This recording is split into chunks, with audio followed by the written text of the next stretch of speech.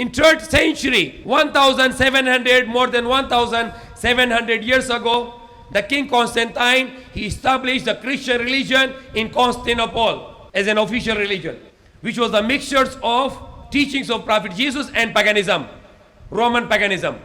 So you can see the Christians today doing the paganism, practicing the paganism, believing in the blood sacrifice, that the human will be forgiven only through the blood of someone, and believing in the original sin, atonement, and so many more, like Christmas, which is the pagan tradition of God, Sun God, or Diyos ng Araw.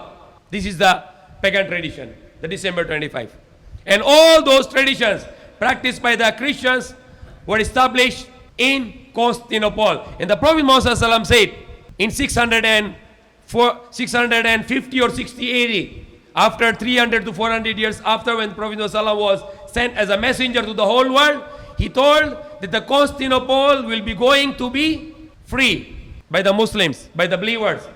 And after 1,000 years, the prophecy was fulfilled, and Constantinople was conquered by Muslims. And that is the one of the sign that the end of the world is near. And today, the Constantinia, or the Constantinople, is known as Istanbul. But unfortunately, there is no Islamic law there anymore. But before, it was used to be Khilafah.